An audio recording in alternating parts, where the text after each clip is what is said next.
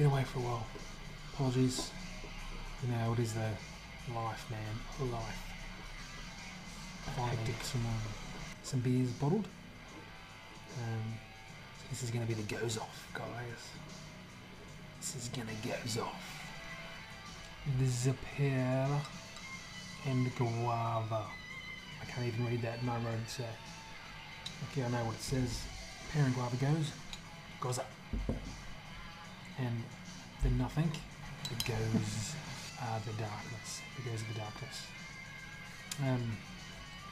Dark chocolate, salted caramel goes. We'll go with the Pear and Guava first, shall we? Bottled off the keg. Tiny hiss.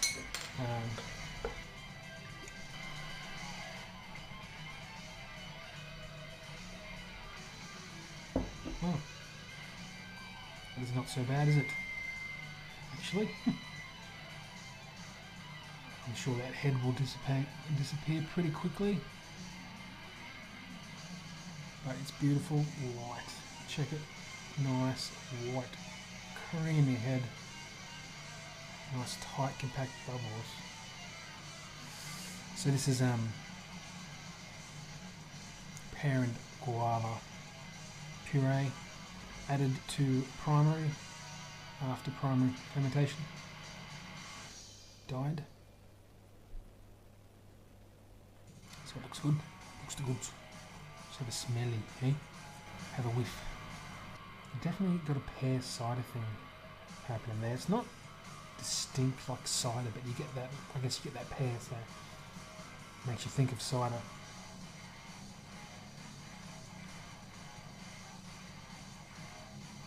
Not much else that I'm detecting there.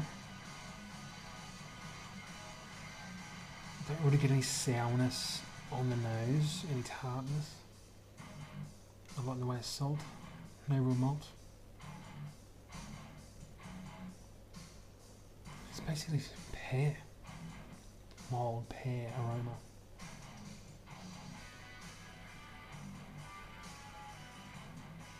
It smells fresh though, so let's see what it tastes like, guys.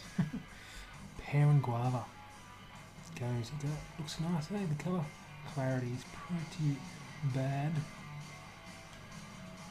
But what do you expect? It's pretty juicy. So, cheers. See what she's like.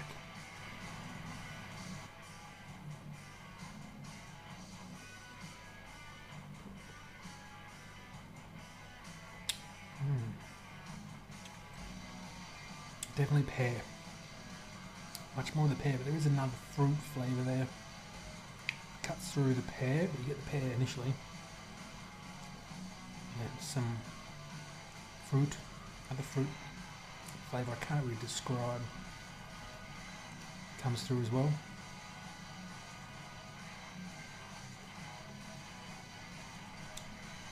It does have a bit of a cider thing going on, but the other fruit sort of cuts through.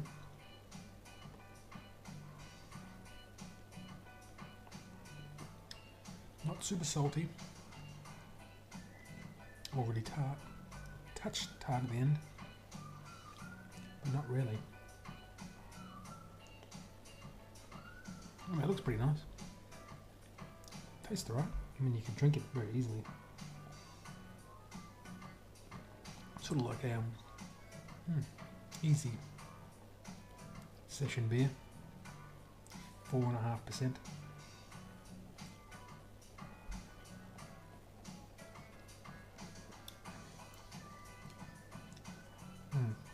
Doesn't have a lot of tartness, even though I added extra lactic acid to this particular batch.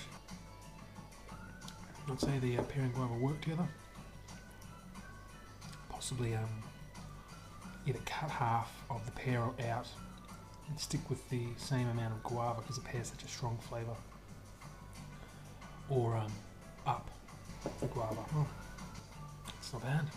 Okay. The Gose of the darkness. Now this could be a problem, guys. It was too sweet with the flavouring additions. Dark chocolate, salted caramel. And I bottled it, and it's been in a bottle for a week before I fridged it, so 5 days. Not even a week. Working week. So we'll see if it's added a little bit of a carbonation, fermented some of those, some of that residual sweetness or sugars out of there. Let's see.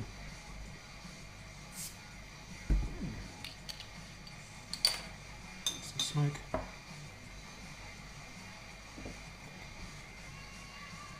Caramel.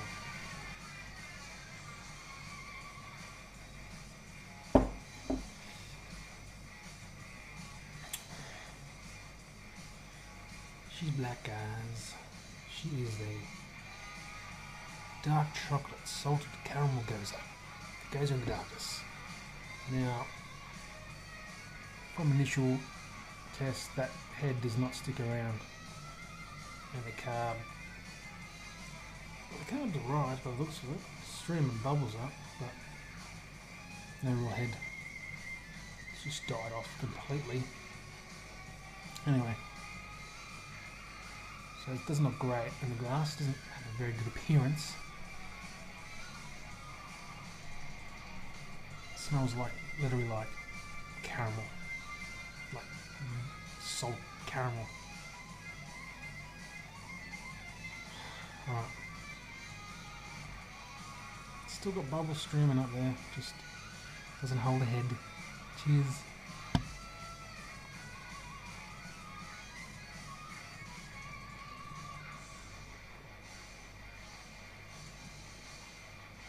Gonna be too sweet.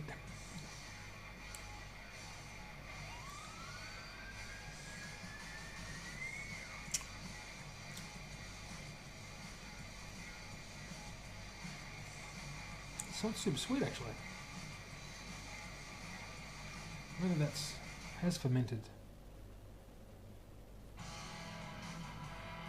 a little extra out of it. It all seems to be cohesive. All the flavours seem to work well.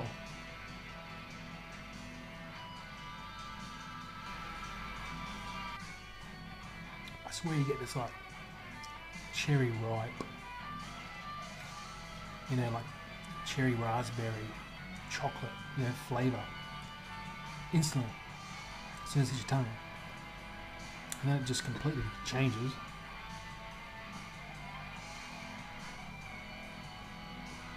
Almost nuttiness that changes. You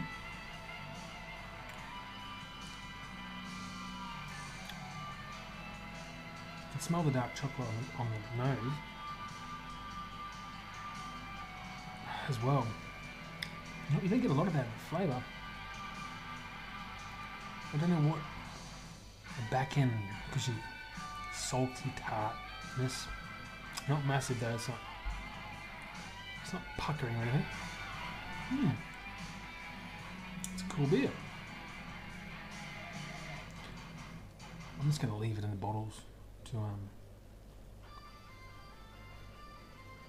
mean, I don't know if you can see that, guys.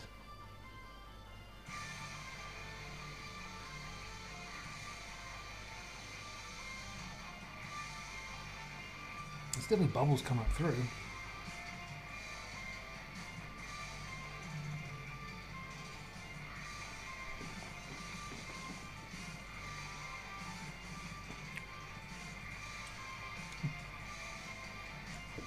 Almost got this wine Shiraz thing going on because of that cherry raspberry thing as well.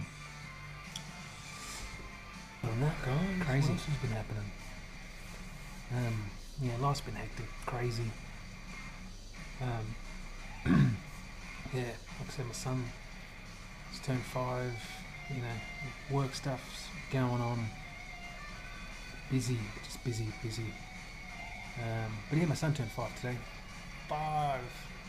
It's massive, man. Crazy. So he's having a birthday party this Sunday. Friends, family come over. I didn't even brew a beer for it. Sounds ridiculous, but I've just been too busy, too hectic. Have beers and beers on tap I can easily bring. Just to make it special for it. I should have. Obviously not for him. I laid down my Mo melons, which is meant to be low melons, but it ended up being the OG, ended up being pretty much spot on the original version. So I split that up, guys. Split batched. Did half with the original yeast for that, which was the USO5, and then the other half, so 11 litres, two 11 litre batches, one with USO5, and the other with WLP 644. That's Saccharomyces Brux-like choice, which used to be, Brettanomyces Bruxellus choice or whatever it was, until they realised that it's actually a Saccharomyces wild strain. So that's what everyone's brewing with these days. The big guns, the big boys, Ryan, Lewis, Lou Brew, Wally Feck. These guys love that stuff, amongst others, of course. But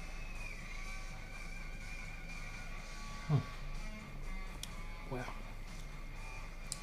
crazy dessert beer. Yeah, so I can't wait to see how that turns out. I can do like a side-by-side tasting of that. I'm going to probably have to transfer off the yeast cake. Normally I just add the melon addition to primary after the first sort of week of primary fermentation, but because I'm probably going to want to keep that yeast cake, that 644, because it's liquid yeast, first liquid yeast I've actually bought, and it's hard to get, guys. I had to get it shipped from Sydney. I'm in Brisbane.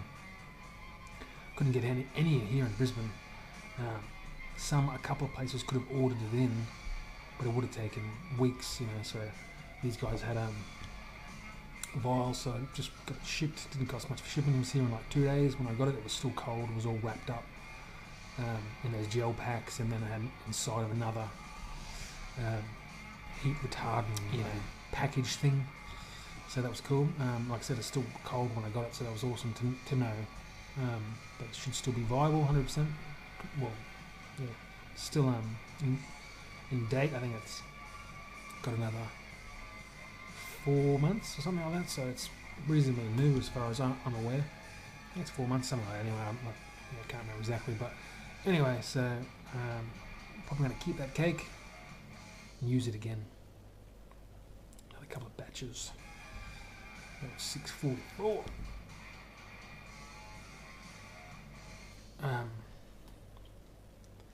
Yeah, so use it again, a couple of batches.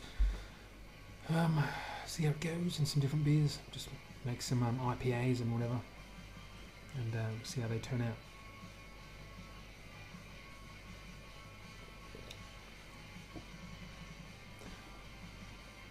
All right. And then the only thing going on at the moment, guys, is I have a IPL.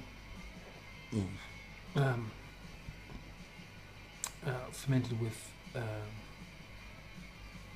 forget the numbers, but it's the workhorse yeast from Mangrove Jacks, which they no longer they discontinued it or whatever. It was replaced by California Lager. There, California Lager yeast. Guys, that's about it. Anyway, alright guys, I'll see you later. I'll check you on the next one.